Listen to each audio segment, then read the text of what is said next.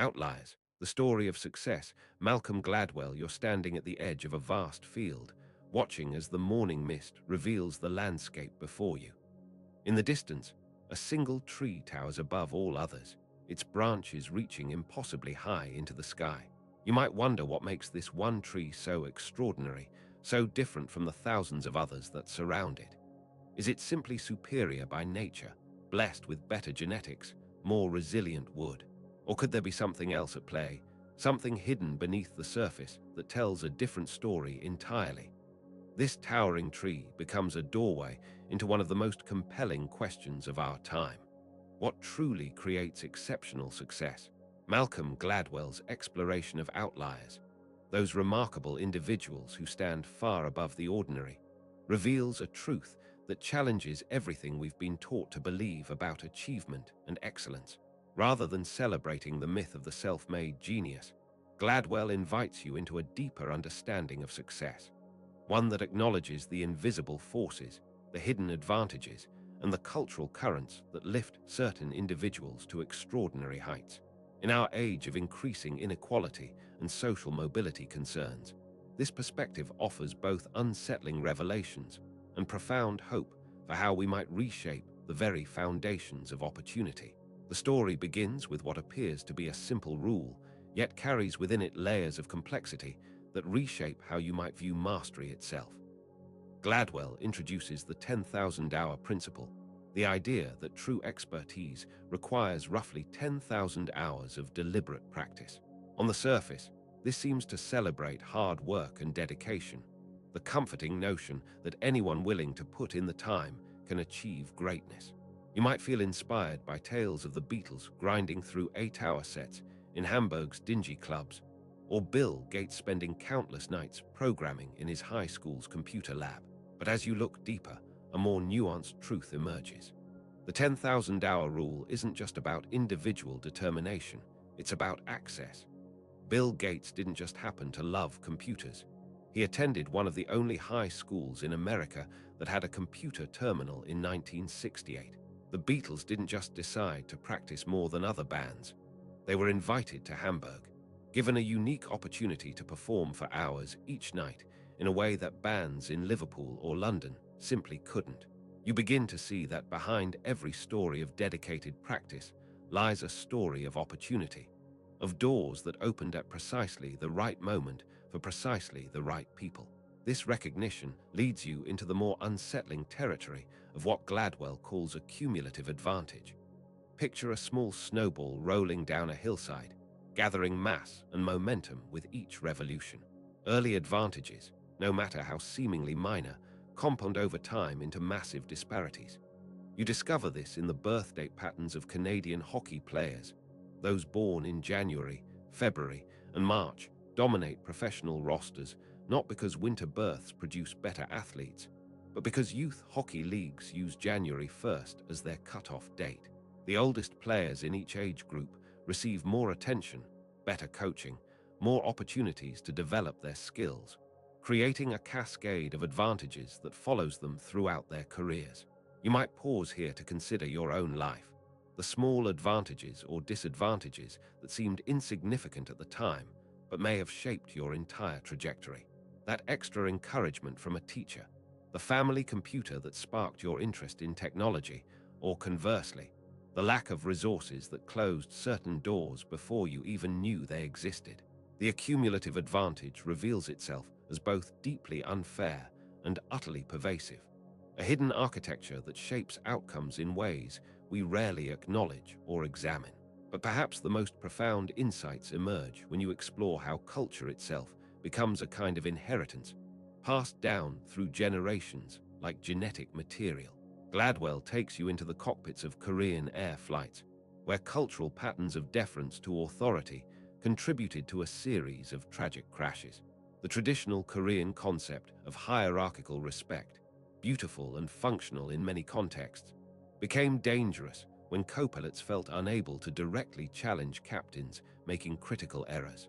You see how cultural legacies, the attitudes, assumptions, and communication styles inherited from previous generations, can create both extraordinary advantages and devastating blind spots. This cultural inheritance extends beyond dramatic examples into the everyday texture of success and failure. You encounter the concept of concerted cultivation, the way middle-class parents actively orchestrate their children's development through organized activities, educational enrichment, and direct advocacy.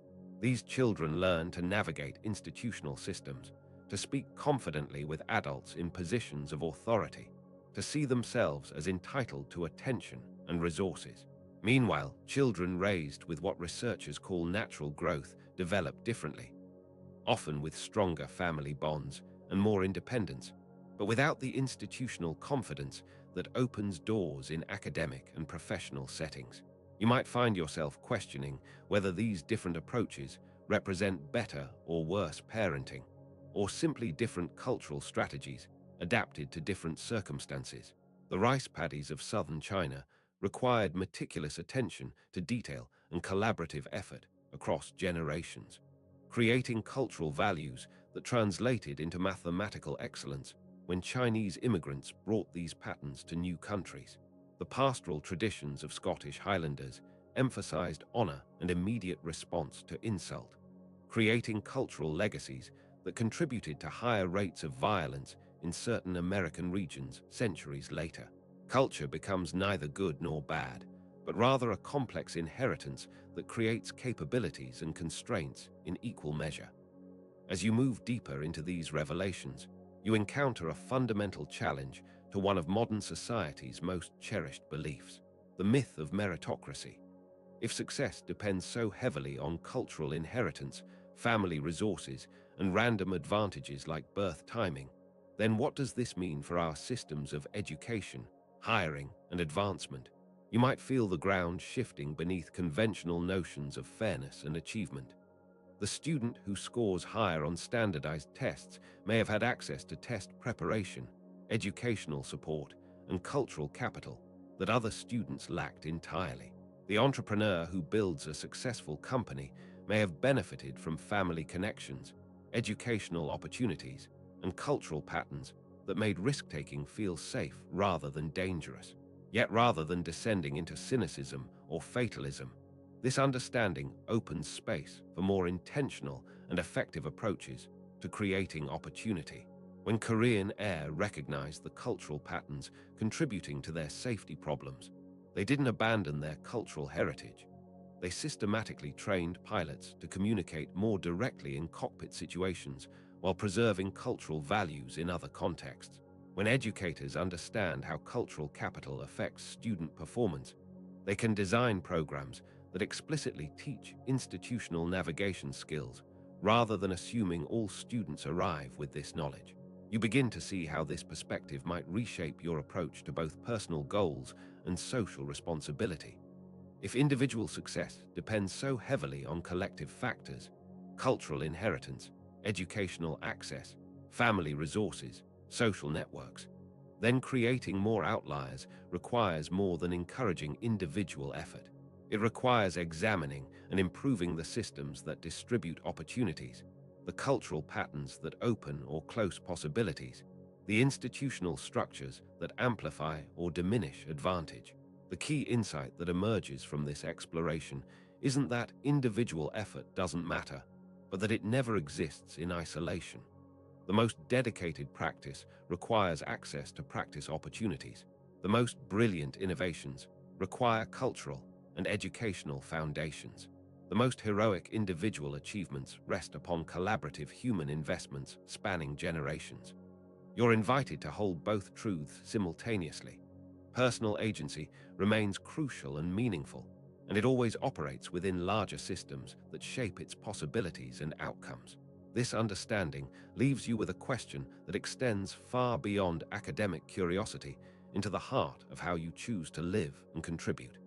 If your own success, whatever form it takes, has been shaped by advantages and opportunities you didn't create, how might this recognition influence the way you use whatever privilege or platform you've gained? In a world where we now understand more clearly how outliers emerge, what responsibility do you have to expand the conditions that create exceptional achievement for others? Perhaps the most beautiful aspect of this recognition is how it transforms both humility and hope. You can feel grateful for the advantages you've received without minimizing your own efforts, and you can work toward creating opportunities for others without falling into the trap of believing that individual merit alone determines outcomes. The exceptional tree in that misty field draws its strength not just from its own roots, but from the soil, the rainfall, the protection of the forest around it, and countless other factors that remain largely invisible until you choose to look more carefully. In recognizing these hidden foundations, you discover not the diminishment of human achievement, but its true collaborative magnificence.